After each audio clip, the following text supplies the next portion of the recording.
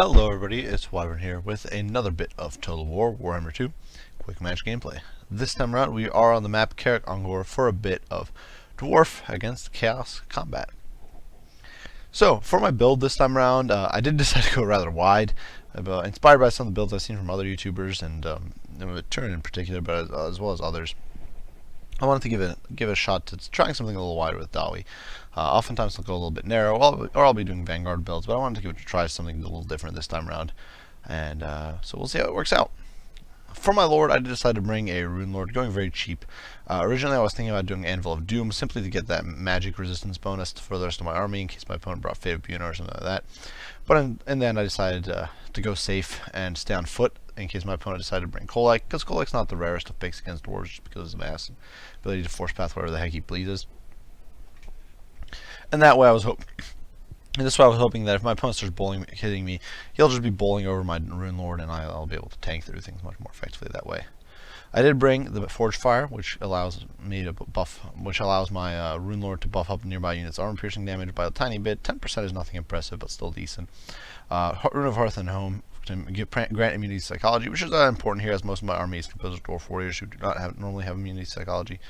I also do have the Master Rune of Wrath of Ruin, as well as the Master Rune of Negation, figuring that against Chaos is likely to bring a lot of armor piercing, whether that be Dwarf warriors or Chaos Marauders with Grey Weapons, or Chaos Warriors with Grey Weapons, or something like that. Either way, there's going to be a lot of armor piercing flying around, so the extra armor is not going to be that useful. I also did bring two heroes, two Thanes, and in the back I do have a Thane with, unfortunately I actually made a mistake here, and swapped Thanes in deployment.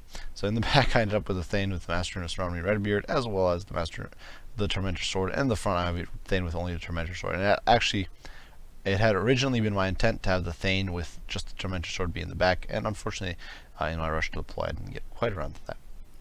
For my frontline units, I do have a whole bunch of Dwarf Warriors with Grey Weapons. 3 of them to be exact, backed by the Grumbly Guard in the heart of things here, providing that Vigor aura. One of the important things to keep in mind about Grumbly Guard, though, is that they do trade off that in exchange for that Vigor aura, which here is, I might not actually be affecting many units, I think it's only affecting one, and perhaps the miners. They actually lose their charge defense against large, which can potentially be a little bit of a problem if my opponent, for example, decides to plow into me with Sarthoriel. Behind that, I do have the Ikran Miners, who of course are miners with Frenzy, and that means that they have decent melee attack. Actually, it makes them rather passable armor-piercing combatants. They also do have 3 rounds of ammo, which is rather powerful, and it means that they can definitely cause quite a bit of disruption, quite a bit of damage before your enemy actually gets into close quarters, and it just makes them very, very powerful that way. Out on the sides, we do also have 2 more units of miners with blasting charges, and these guys are just decent pick at zoning away troops. They're fairly cheap. They're not the greatest by any means, but definitely can cause some hurt. In the meantime, you can see the cannonballs. Unfortunately, I made a mistake here of focusing out Sarthoriel, thinking that, oh, it's an enemy lord, and of course Sarthoriel has ridiculous missile resistance. If we look, we can see it's, I do believe, 60%, so he is able to shrug off cannonballs like they're not even there. Definitely not doing too much there for myself. Behind this whole line of miners, I do also have the Dragonmax Slayers for providing that slow and vulnerability to fire and all that, and just very, very powerful melee stats. As well as 2 units of Thunderers, who of course can provide some withering fire, and they also help zone away enemy cavalry, that sort of stuff. Because sometimes you will actually see, and in this game we definitely see it, Marauder Horsemen with throwing axes. Sometimes you will see that, and the Thunderers can outrange them and lay down pressure on them, and they do have that armor-piercing missile damage, which is very important when you're dealing with Chosen, or when you're dealing with Chaos Warriors, Grey Weapons, and those sorts of units.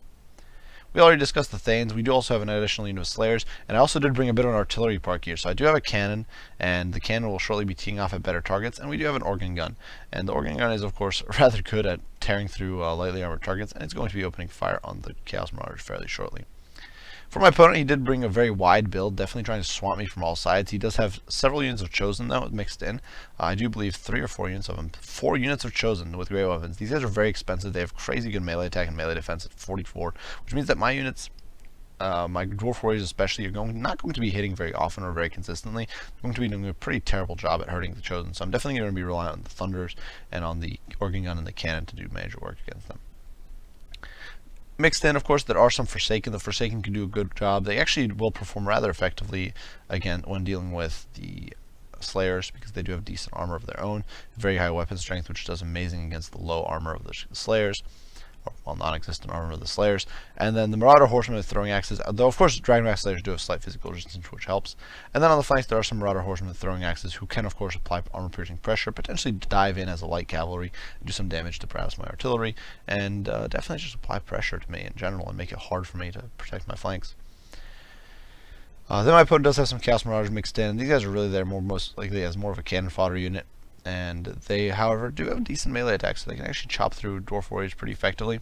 And here you can see that the first shots from the organ gun going in, and the cannon hits the Chosen, and hits them very hard. 12 models shaved off Chosen is actually pretty significant, is a pretty significant performance from my cannon. Over here, Sartorial is of course very tanky. You can see the organ is shredding through Chaos Marauders. Definitely not the most cost-effective usage of it, but definitely just trying to stop these troops before they get into range. Sartorial is actually a very good pick, as we discussed before, and I'm not entirely sure what ability he took here. He just brought Transmutation of Lead, which is a pretty powerful spell. Definitely a great debuff. Chosen, of course, here are taking some Withering Fire, losing 12, then 11 models, so they're definitely not having the best of days. You can see Thunders opening up on Forsaken, who are unshielded, and their armor is not going to offer much protection against the handguns. And once again, the poor Chosen are just getting shredded. Now I have turned the attention of the organ guns onto the Chosen as well, and I'm just trying to shred this single unit here and bring them down to size as quickly as I can. I'm simply ignoring the enemy Marauder Horsemen, figuring I can't really deal with them, and just allowing the organ guns to focus down this unit of Chosen as best as I possibly can, knowing that the other units of Chosen are still kind of limping along, and my opponent's trying to be cautious. He obviously doesn't want to commit them first. If possible, he wants to weather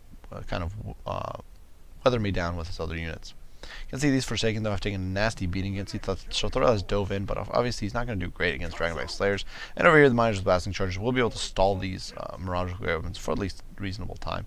And with the Blasting Charges, they actually do a lot of damage to these squishy units like the Chaos Marauders. Over here, from the front line, you can see the Chaos Marauders not having a good day against Dwarf Warriors with weapons.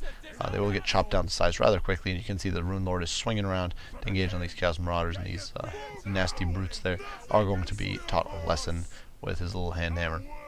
Over here, unfortunately, the Dragonback Slayers are being caught by Forsaken. Forsaken will tear through them, as we discussed rather quickly. You can see one of my organ guns here is being interfered with by Sartorial, so I will be committing Thane to try to deal with him.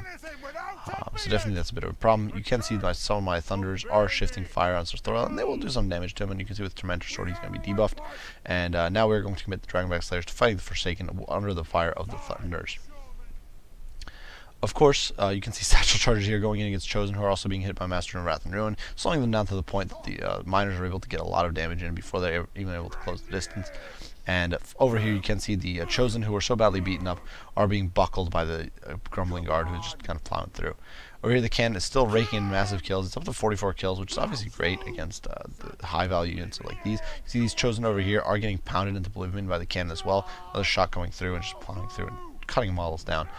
Over here, the Thane has dove in against these Chaos Marauders, and Chaos Marauders buckle fairly easily. They don't have the best of morale, so they'll definitely rout pretty easily. Sartorial also doesn't have armor piercing, and I do believe most heroes just cause splash, so he's not actually going to be able to do all that much damage to the Thunders or the Miners or any of those units. It's mostly that he's just very disruptive and a very big pain in the rear. Over here you can see the Slayers have finally won their battles against the Forsaken, in both cases with a lot of help from the Thunders, but nonetheless very, very useful there. And now I'm throwing them in to get the Chaos Marauders. Slayers are not bad against lightly armored infantry. Not necessarily cost efficient, but definitely not bad. And you can see the organ gun teeing off and just doing some massive work here against the Marauder Horsemen, just trying to bring them down to size. You can see I'm still using the cannon, just trying to focus out these large targets, these fairly easy targets, and breaking these horsemen rather effectively. You can see these organ gun shots just plowing through, and definitely not giving these guys any respite whatsoever. And they're being forced to rout, and we can kind of swatch in slow-mo. Little lead pellets just cutting down these poor guys and dismounting these unwholesome brutes.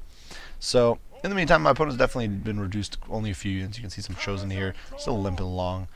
17 models here, 34 there. Very low HP though, about a third or less, more like a quarter in some cases. And of course, as my upgrades come off cooldown, or my abilities come off cooldown, I'll be able to nuke them down even more. You can see the Thunders, of course, teeing off. One of the cool things is that even flat trajectory weapons like Thunders will be able to shoot over top of their friendly Dwarves, and definitely lay the smackdown on these poor Chosen, who are finally being shattered by army losses. And you can see all of the Chosen at this point are falling apart. In general, we're holding up pretty good. Which only really leaves Sartorial, who is here in the pits, slugging it out. And now I'm simply committing all of my army to Dexter Thorell, who is very low on HP. I'm dropping a Master of Wrath and Ruin on him. Obviously, he's not going to do much damage, but just a time down. But my opponent does decide to GG out of the game. So, is this the best of builds? I actually think this is a pretty fun build. It's definitely cool to occasionally try stuff out that it's definitely, I enjoy trying stuff out that works for other players and seeing how well I can make it work myself. And I definitely think this is a very good, very solid build. Or this style of build is definitely very solid. The Dwarf Warriors with great weapons provide you with some great punch for a relatively low cost.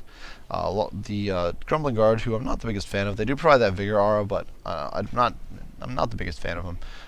They are still a rather potent unit on the battlefield. The Miners do okay. So they're rather potent. And of course, the cannon and the organ here did some monstrous work. 119 kills and 51 kills on the cannon. And of course, a lot of those kills were against Chosen or Marauder Horsemen, so rather expensive units, especially in the case of the Chosen. The cannon was able to kill 51 Chosen and Marauder Horsemen, so that's really, really powerful. And the organ gun, something similar. The Thanes, of course, very useful. I made a mistake, of course, with my deployment of the Thanes. I allowed one of the Thanes I allowed the Thane with the buff to melee attack to be in the back line, which is a mistake. I should have had that Thane in the front line, backing my Dwarf Warriors, but that didn't work out. Or I didn't do that. Simply not paying enough attention. That's my fault. Thunders is great work in just cutting down the Chosen and the Marauder Horsemen. I definitely think Thunders are a nice unit to bring. You can obviously bring Quarrelers or Rangers or units like that, but I think Thunderers are honestly the best. They're very expensive, which is the biggest problem. So unless your intent was to bring something like Bugman's Rangers, there's not much more expensive unit, or Trollhammer Torpedoes or Iron Drakes or something. There's nothing much more expensive than Thunderers, but they can definitely deliver. They can definitely shut down enemy skirmish cavalry like Marauder Horsemen, and they can still provide that oomph against heavily armored infantry that you otherwise won't get with Quarrelers or Rangers or those sorts of units. And of course, they don't have the problem of range that ranged great weapons have. And I personally do enjoy using ranged great weapons, but they definitely have that significant disadvantage in that sort of situation. And yeah, definitely great game to my opponent. I did have a lot of fun just trying out a bit of a different build for myself that I haven't personally really tried or really try to make work. It was fun to use artillery, something I don't do very often either. I generally don't like to rely on artillery pieces if I can avoid it, and they definitely served me well here. But yeah, great game to my opponent. Ribbajack, you can see the Chosen, in spite of the fact that many of them were whittled down or crippled, performed incredibly well. They're very powerful, very, very, very strong, very tough to break unit, and can actually dish out a lot of hurt in spite of being crippled pretty badly. And especially against a faction like Dwarves that lacks a source of fear or terror to rout these sorts of units like Chosen, then it can definitely be rather difficult to deal with them in their monster strats. The Chaos Marauders with weapons did okay. You can't see the big problem, of course, for my opponent was that he took a lot of damage going in. The Chaos Marauders, of course, not the best of units for dealing with most of these dwarf troops. The Forsaken got a little bit wrecked by the shooting from the Thunders, but nonetheless, very, very good performance for some of these units. I definitely think one of the big mistakes my opponent made was that he only brought one spell in Thorell, and definitely perhaps bringing a support spell or two that were cheaper. One of the cheaper support spells could have been a bit of a difference maker there. Regardless, great game to my opponent, as mentioned before. I do hope you guys enjoyed the video. If you did, be sure to like and subscribe down below. If you have any comments, criticism, any questions like that, or about the game or something like that, be sure to post them in the comments, and I will respond as soon as I can. As usual, guys, I do appreciate you all for watching, and I will see you all in the next one. Wyvern out.